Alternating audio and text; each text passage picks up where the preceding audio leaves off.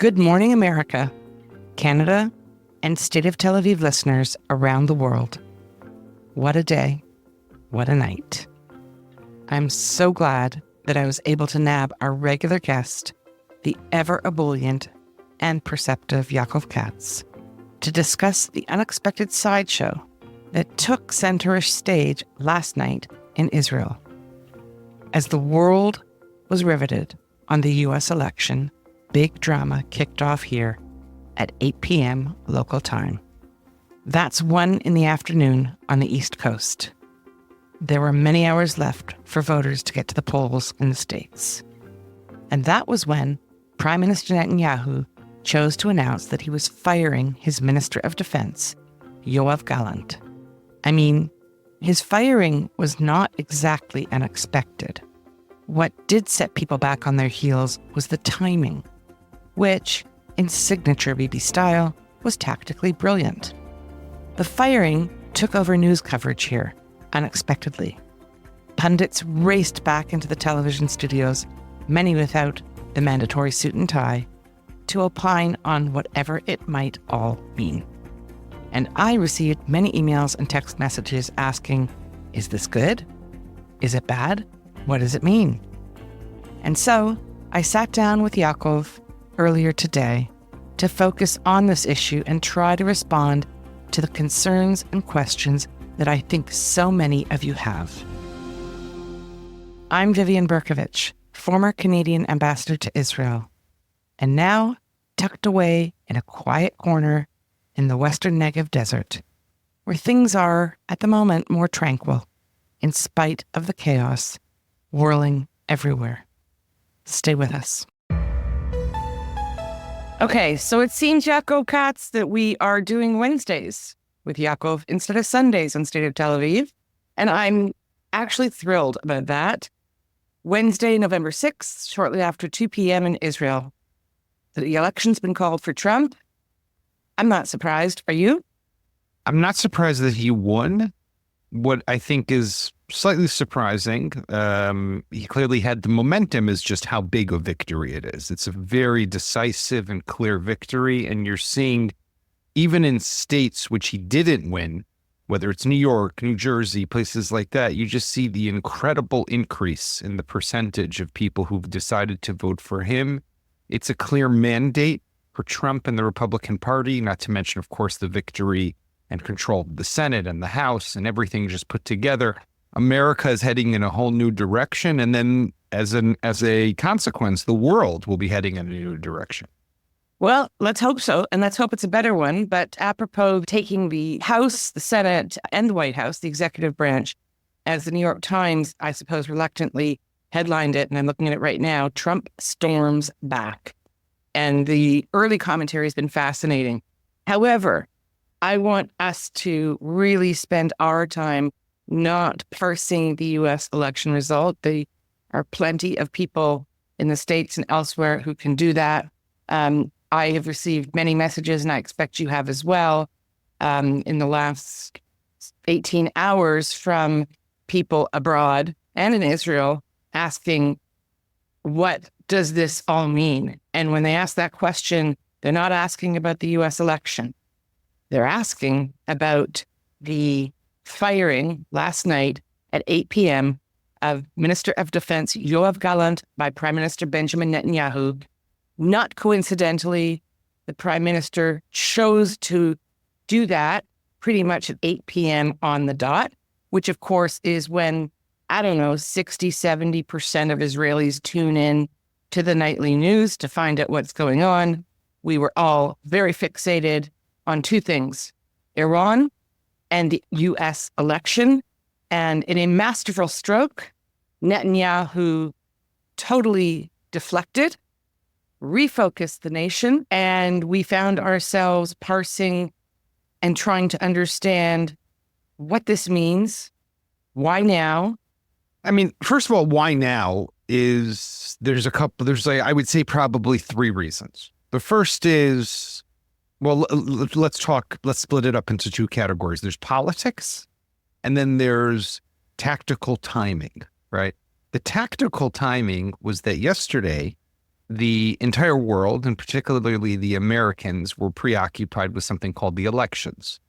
The aftermath of the elections is something that will take several days until that settles down. And in these several days, by the time the Secretary of Defense Austin or, Jake Sullivan, the National Security Advisor, anybody there kind of gets out of the post-election cloud, they will already have as a fact that Yisrael Katz is the new defense minister and Yoav Gallant has been removed, and the protests will be over by then already, right? And they already pretty much are. So the whole debacle of after the aftermath of firing Yoav Gallant is done. It's over. And what's the point now, several days later, doing something to avenge the firing of Yoav Gallant, which the Americans could have potentially done, taken tough decisions, and decided to potentially punish Netanyahu in one way or the other, withholding this, withholding that, whatever it might be. So it was a very tactical decision to do it on election day. Very smart, classic Bibi. Pull one over on your adversary. In the bigger picture of why do this is politics. And there's two, and this splits into two levels. The first is Yoav Gallant is, from Bibi's perspective, insubordinate. Yoav Gallant is not listening to him. Yoav Gallant was being in opposition to him, whether it was in the security cabinet, whether it was about defense decisions regarding the hostages, regarding what to do in the north, what to do in the south. It was becoming just annoying to have to work with him in a resistance. And let me just add, sorry to that, Yoav Gallant was also popular. And Bibi does not like anyone who's popular. He will always chop off your head if you get to become a little too popular. And then there's the bigger issue, which is any legislation that has to do with the draft of the Haredim, of the ultra-Orthodox, whether it was going to be a draft bill or it's going to be this daycare center bill as a way to offset the draft bill that can't pass. We'll give them money kind of this way and that way. And Gallant was not playing ball. And now... Okay, I want to stop you there, and I want you to clarify, because this is really important, what you just flew through, which is the issue of the Haredi draft. Yeah.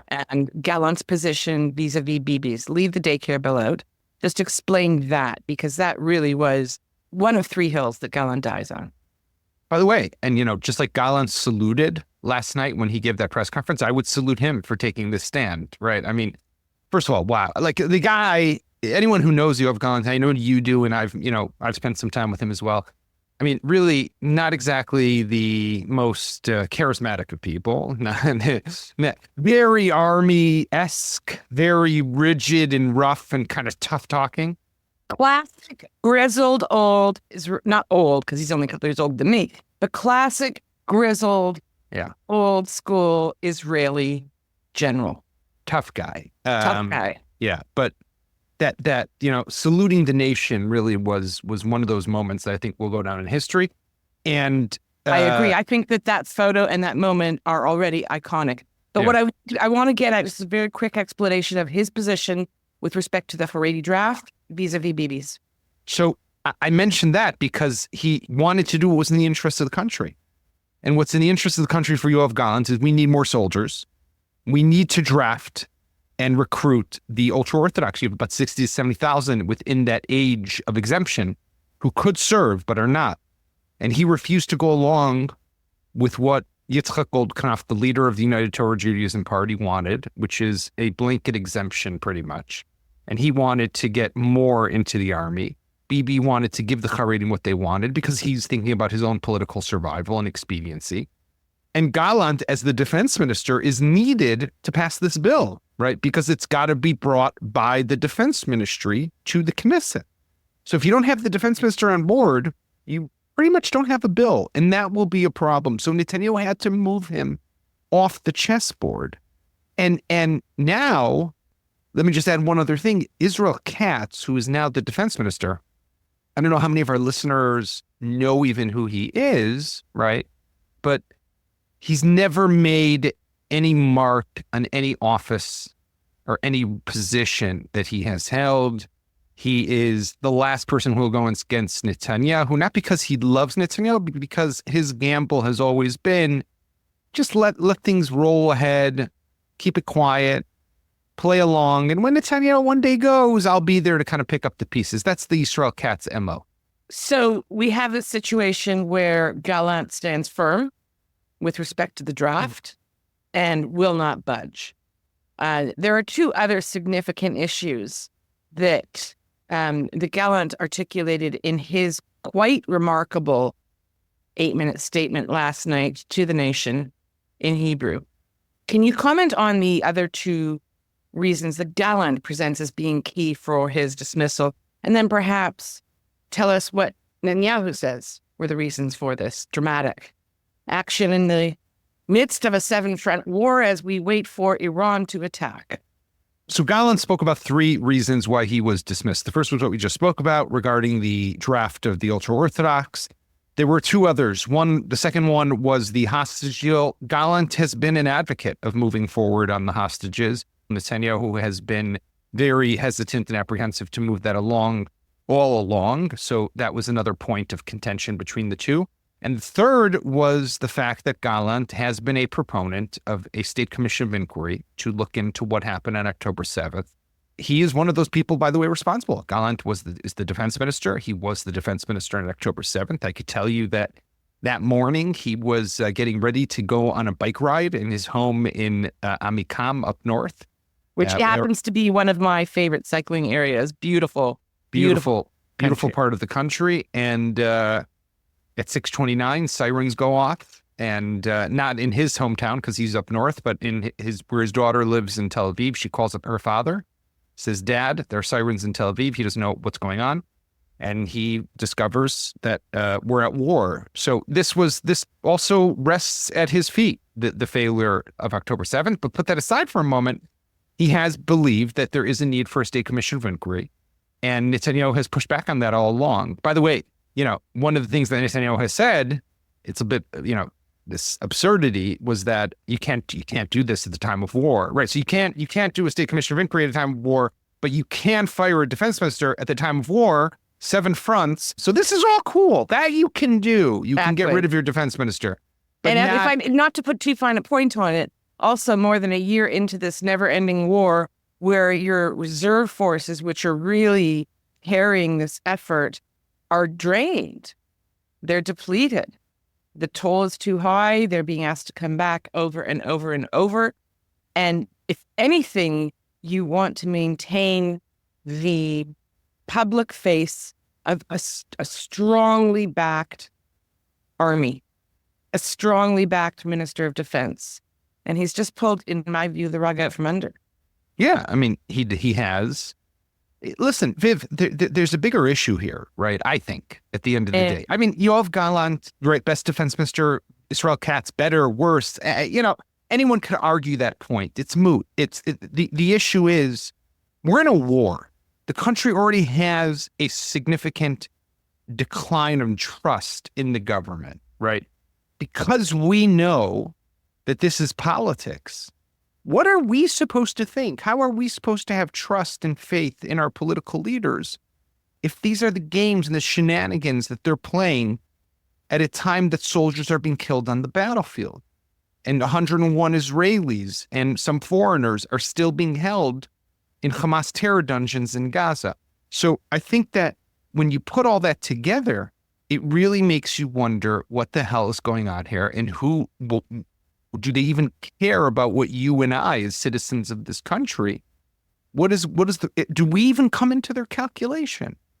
It's looking increasingly that we don't. And I want to just take a moment to read what I thought were very powerful comments from Yoav Gallant's statement last night, translated, of course, from the Hebrew into the English. Towards the end of his remarks before that iconic salute, he said the following: "The security of Israel was and remains my life's mission, and I am committed to that." He then invoked his decades of experience and training in the security infrastructure and institutions.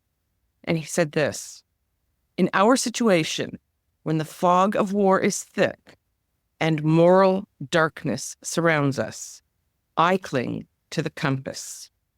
And he carried on to state that abandoning, and he used that word, the hostages, quote, "will be a mark of Cain on the forehead of Israeli society and those leading this mistaken path."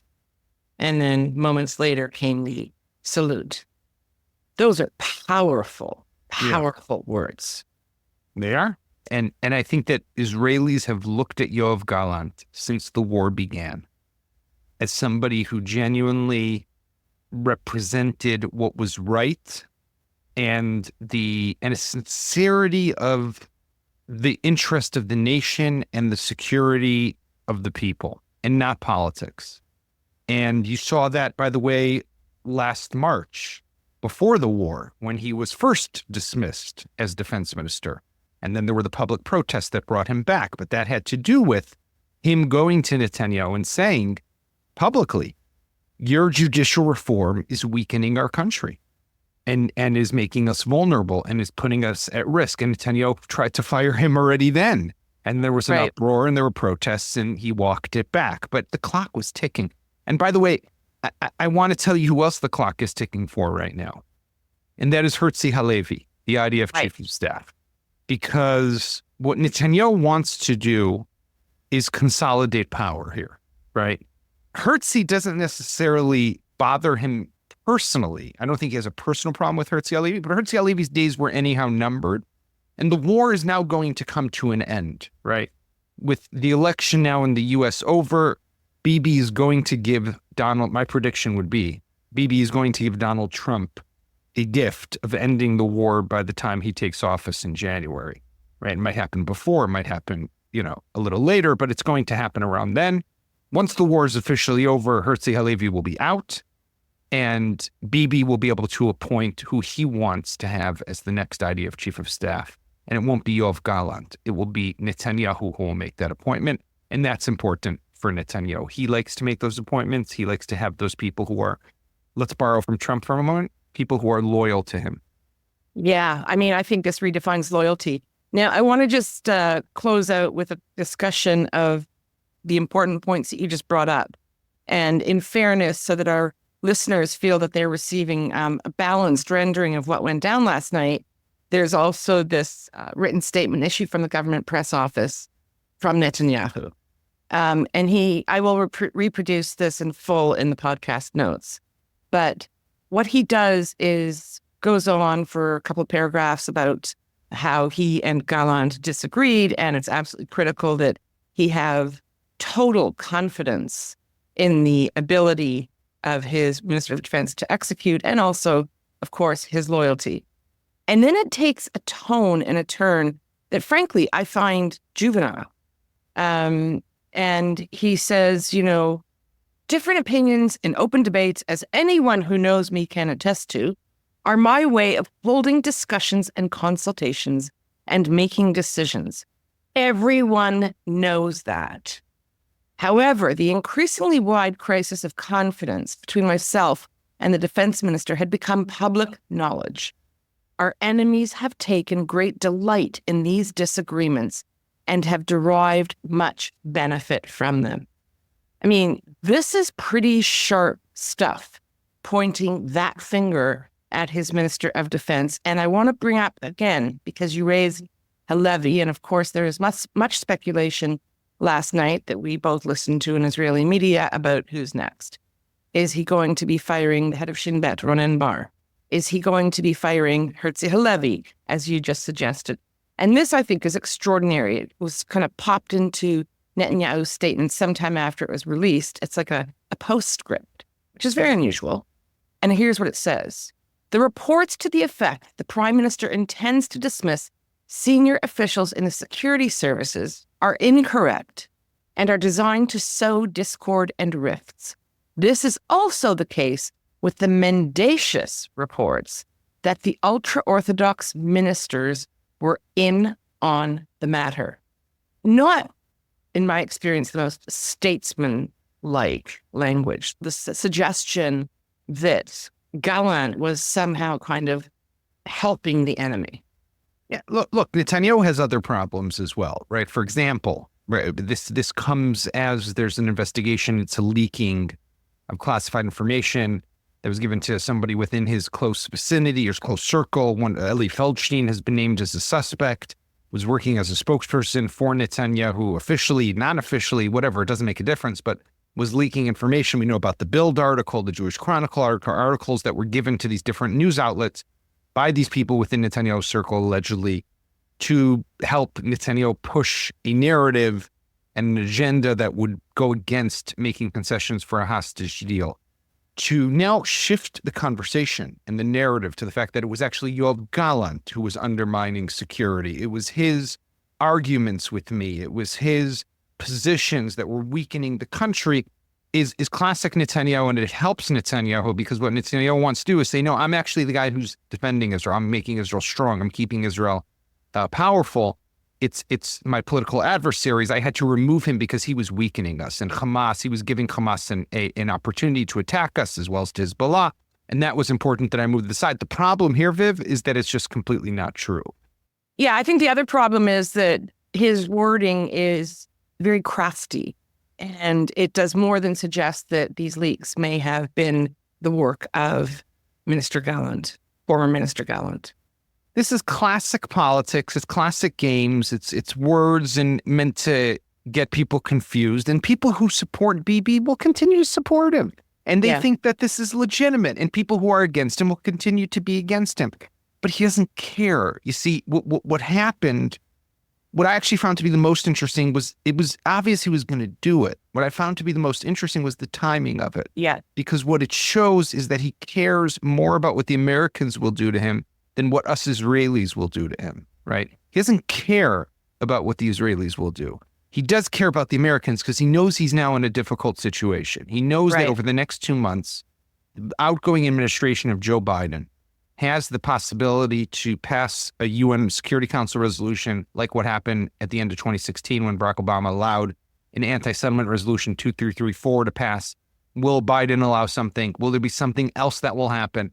This is that sensitive period that Bibi has to tread carefully. To do this in a couple of weeks would really have pissed off the Americans, pardon my language, and given them even more of a reason to stick it to Bibi. Now, this will be forgotten within a week or two. So it's at least been the Americans. And by the way, it'll be forgotten in Israel as well. So you're really saying at the end of it all, much ado about nothing, a bit of a flat tire, the whole episode. I think that in the scheme of things, I could be wrong, but here's kind of how I look at it, right? We are talking about a prime minister and a government that is responsible for the greatest disaster of the last 50 years, if not more, 55 years of the state of Israel, right? Maybe the greatest disaster since our establishment as a state. They are responsible for the day that the most Jews were murdered on a single day since the Holocaust. They're responsible for the fact that the country has been embroiled in a war on multiple fronts for 13 months. They are responsible for the fact that the economy is in a nosedive, that tourism has come to an end, that no airlines want to fly to Israel already for the last year, right? This is all their responsibility. So we're going to get bent out of shape over this. We should be bent out of shape over that. But the Israeli people just don't have it in them. You know, those who are tired will remain tired. Those who have given up will continue to give up. And those who, think that we shouldn't be dealing with this now because we have to fight and we're in an existential war, they will continue to fight because they believe we're in an existential war. And there are those people who will take to the streets as they did, and those people who will continue to try to protest. But that is not what's going to bring down this government. That is not what's going to make a difference, unfortunately. What will, in closing? If I knew, we would try to make it happen. I think what will lead to a change in government here, it has to come from within the Knesset. What we're starting to see, by the way, just over the last few days, we saw it again today, leaders of the opposition coming together, holding a press conference together. We had Yair Lapid, Benny Gantz, Avigdor Lieberman, Yair Golan, all sitting and making statements together. We saw last week how Lapid and Gantz did it as well on the issue of the security leak from the prime minister's office. The opposition is starting to get its act together, starting to work a little more cohesively. That's important, but they don't have the numbers. But we're also starting to see people within the Likud party who are standing up to the prime minister and saying, we're not going to go along with these votes for the Haredi draft. And that was Yuli Edelstein and who else? Yeah, there's Yuli Edelstein, there's Dan Iluz, there's Moshe Saada. There are a number of people. There are people even within the National Religious Party of Betzalel Smotrich who have also stood up and said they're not willing to go along with it. the government is maybe starting to fracture a little at the seams or fray, and more has to be done to do that. But there needs to be a new alternative leadership to present that Israel has yet to do, right? And as long as that continues, I don't see an opportunity for a new government, but that is something that is incumbent on the entire people here to try to change if they want to. Okay, well, on that non-committal note, I'd like to thank you so much for making time on what I know is a really busy day, even busier than usual. And let's hope things just calm down a little, shall we? Yeah, I mean, it's nice to hope, but let's be honest. Yeah, it's not They're not going to. Exactly. All right. Thank you so much, Yaakov. My pleasure.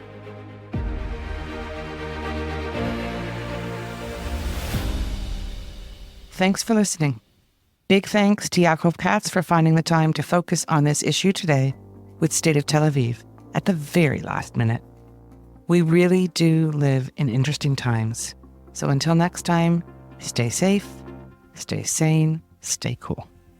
You can follow us on Instagram at State of Tel Aviv, all one word, or on X at State of TLV, all one word. Thanks for being here.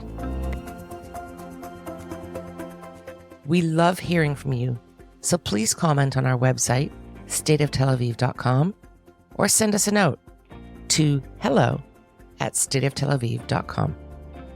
On behalf of the State of Tel Aviv core team, Jan Zabo, our creative, graphic, visual, and marketing man, Amir White, producer and editor extraordinaire, sound guy, who is also impressively patient with me and my boomer tech deficiencies, and our social media manager who pitches in on everything, Maya Naftalin. Thanks to the team. Thanks to you for being here. We'll be back soon.